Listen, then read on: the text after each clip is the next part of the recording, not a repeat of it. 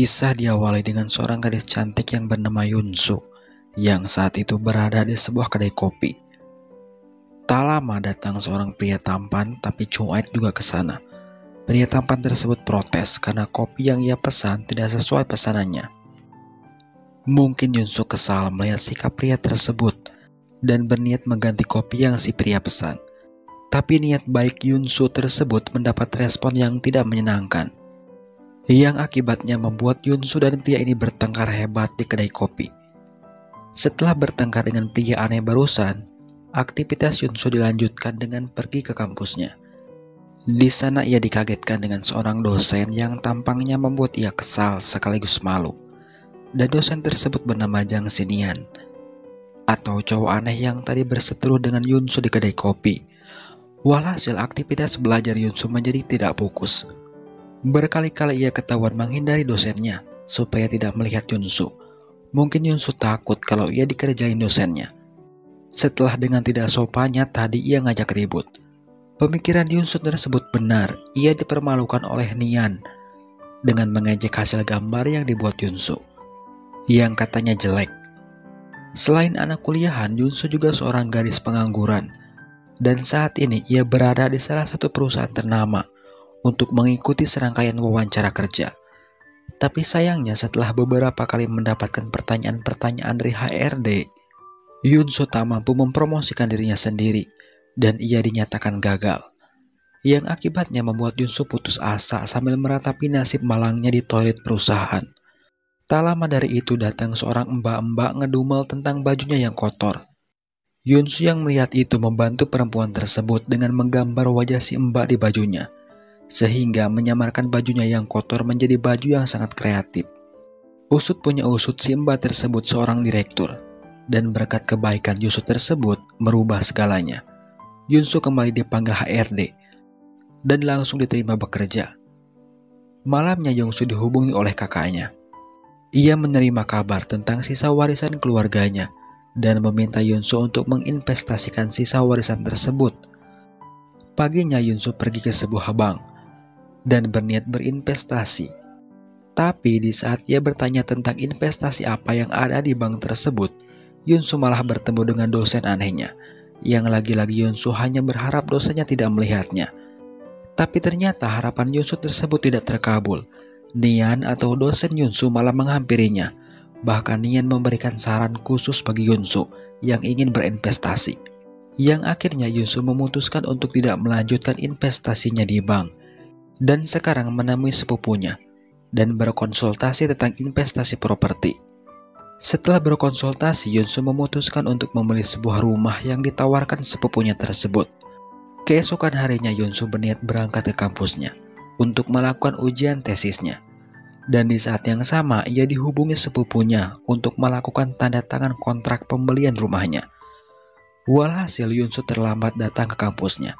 Dan sialnya yang menjadi penguji tesisnya tersebut adalah Nian.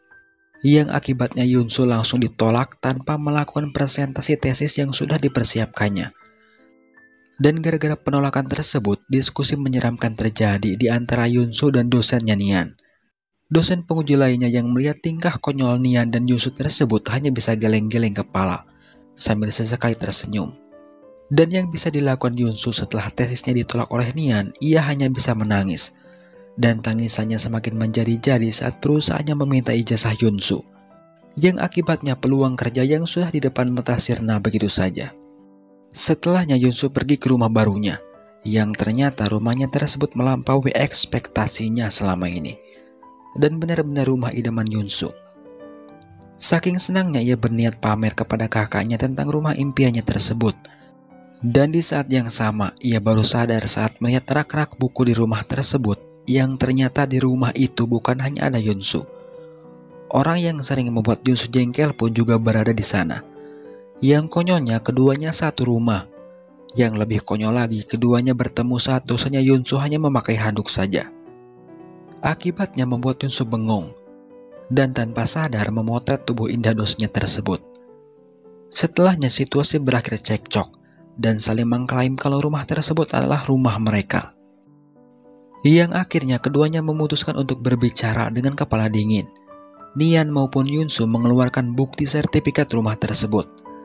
Dan setelah ditelaah dan dibuktikan keasliannya, sertifikat punya Yunsu nyatanya palsu. Dan disimpulkan kalau Yunsu ditipu oleh sepupunya sendiri, yang akibatnya membuat Yunsu terpukul. Ia benar-benar sedih dengan ulah sepupunya tersebut. Ia hanya bisa ditenangkan oleh sahabatnya. Keesokan paginya Yunsu memutuskan untuk kembali menemui Nian, guna meminta bantuan melaporkan sepupunya tersebut ke polsek. Tapi nyatanya Nian tak peduli, karena menurutnya masalah Yunsu tidak ada sangkut pautnya dengan Nian. Walaupun begitu tak membuat Yunsu menyerah. Ia terus-menerus memaksa Nian dengan berbagai cara, sampai Yunsu menyandra mobil Nian. Yang akhirnya rencana Yunsu tersebut membuahkan hasil. Nian terpaksa setuju untuk membantu, karena Yunsu tak mengizinkan Nian masuk ke mobilnya. Ceritanya Yunsu dan Nian sampai di polsek. Nian berdiskusi dengan polwan di sana tentang kasus yang akan ia laporkan. Sebelum mengisi formulir laporan, Yunsu kepo tentang masa hukuman kasus tersebut. Dan setelah tahu hukumannya sangat berat, Yunsu mengurungkan niatnya tersebut. Ia beralasan masih percaya pada sepupunya dan tidak ingin merusak masa depan sepupunya. Ia masih yakin kalau sepupunya tidak berniat melakukan itu kepada dirinya. Mendengar alasan tersebut membuat Nian geleng-geleng kepala. Ia juga memberikan nomor handphonenya apabila Nian berubah pikiran. Kondisi Yunsu sungguh memprihatinkan setelah berbagai macam masalah yang menimpanya. Untungnya ia masih mempunyai 2 orang sahabat yang sangat peduli terhadap Yunsu. Contohnya saja saat Yunsu diusir dari asrama, 2 sahabatnya tersebut memberikan Yunsu tempat tinggal sementara. Bahkan teman wanitanya Yunsu memberikan sejumlah uang untuk Yunsu makan. Dan ternyata tempat tinggal yang dijanjikan temannya tersebut yaitu asrama rumah sakit, tempat temannya bekerja, yang kebetulan ada beberapa kamar kosong. Di saat Yunsu menunggu temannya, ia tanpa sengaja melihat seorang kakek, pasien rumah sakit tersebut yang sedang kesusahan. Lantas Yunsu menolongnya. Mendapat pertolongan dari Yunsu tersebut membuat si kakek teringat dengan cucunya. Dan dengan usilnya mempertanyakan status Yunsu. Setelah mengetahui kalau Yunsu juga belum mempunyai kekasih, si kakek menawarkan cucunya tersebut kepada Yunsu. Yang dijawab Yunsu dengan penolakan secara halus, sambil meyakinkan si kakek kalau cucunya tersebut pasti bakal membawa kekasihnya ke hadapan kakeknya. Meskipun itu bukan Yunsu. Sekali lagi melihat kebaikan dan kesopanan Yunsu membuat si kakek tertarik. Dan yang mengagetkan, cucu kakek ini ternyata dosen Yunsu alias Nian. Dan si kakek ini sekarang sedang menderita penyakit yang mematikan. Bahkan vonis dokter tak sanggup Nian katakan dengan jujur kepada kakeknya tersebut. Sampai akhirnya Nian mau tak mau meminta persetujuan operasi untuk kakeknya, tanpa mengatakan penyakit apa yang kakeknya derita. Tapi di luar dugaan melihat dokumen yang harus kakeknya tanda tangani tersebut tak membuatnya kaget. Kakeknya malah santai sambil tersenyum. Bahkan ia tak ragu untuk menandatangani persetujuan operasi itu. Tapi setelahnya kakeknya mengatakan mimpinya kepada Nian, yang ingin melihat cucunya Nian membawa kekasihnya ke hadapannya. Yang dijawab Nian dengan kebohongan kalau ia sudah punya pacar. Padahal faktanya Nian masih jomblo. Dan sebelum operasi itu dilaksanakan, Nian berniat mengabulkan mimpi kakeknya tersebut. Ia ketar-ketir di jam-jam menuju kakeknya dioperasi. Ia mencoba nembak dadakan kepada suster di sana, yang sukses membuat suster itu senyum-senyum sendiri. Tapi setelah mendengar kalau Nian siap membayarnya, suster tersebut langsung kecewa. Setelah gagal mendapatkan suster tersebut, Nian kembali ketar-ketir karena waktu operasi semakin mepet. Sampai akhirnya ia tak sengaja melihat Yunsu. Dengan buru-buru Nian meminta Yunsu untuk menjadi pacarnya, yang membuat Yunsu yang mendengarnya kaget. Nian tak butuh jawaban dari Yunsu. Nian langsung menyeret Yunsu ke depan kakeknya dan memperkenalkan Yunsu sebagai kekasihnya. Awalnya Yunsu menolak keras permintaan Nian tadi, tapi saat ia melihat kakek yang ia kenal, Yunsu langsung pura-pura menjadi kekasih Nian. Diceritakan kalau kakek Nian sedang dioperasi. Yunsu melihat Nian yang dari tadi terus-menerus gelisah mengkhawatirkan kakeknya. Yunsu mencoba menenangkan Nian dengan sebuah permainan di handphonenya. Ia pura-pura meminta Nian mengajarkan cara bermain game yang berada di ponselnya. Dan tanpa terasa berkat permainan tersebut, Nian telah melewati situasi yang membuatnya ketakutan. Sampai akhirnya operasi kakeknya selesai dan dinyatakan operasi yang dilakukan sukses. Berkat kebaikan Yunsu tersebut membuat Nian tersentuh. Ia meminta maaf atas penolakan presentasi tesisnya beberapa waktu yang lalu dan mengatakan alasannya karena Nian terlalu banyak memikirkan kakeknya. Nian juga mempertanyakan kondisi Yunsu yang dijawabnya tidak baik-baik saja, yang akhirnya Nian tahu semua permasalahan yang dialami Yunsu, termasuk soal Yunsu yang tak punya tempat tinggal. Dan sebagai rasa terima kasihnya, Yunsu diizinkan untuk tinggal bersama Nian sampai Yunsu mempunyai tempat tinggal. Setelah keduanya tinggal bersama, hal-hal tentang keduanya sedikit demi sedikit mulai dimengerti satu sama lain. Seperti hanya Nian yang ternyata seorang cowok yang sangat disiplin. Semua aktivitasnya tertata rapih dan terjadwal. Bahkan saat Yunsu kebelet pun kalau waktu di kamar mandi belum habis, Nian tidak bakal berbaik hati membiarkan Yunsu masuk sebelum jam di kamar mandinya habis.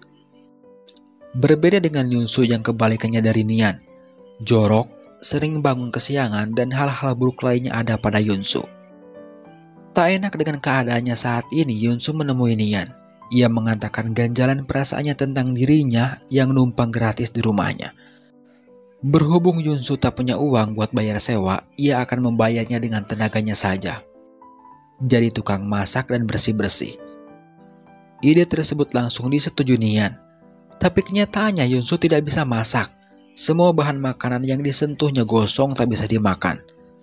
Dan lagi-lagi tuan rumah yang kerepotan dengan niat baik yang berubah bencana dari Yunsu tersebut. Yang akhirnya malah berbalik.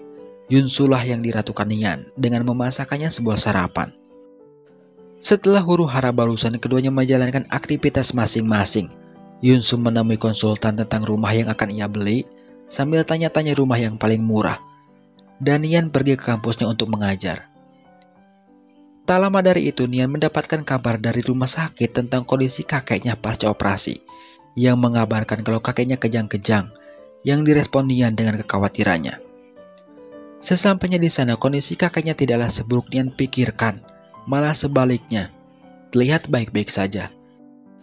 Ia juga melihat Yunsu berada di sana sedang merawat kakeknya.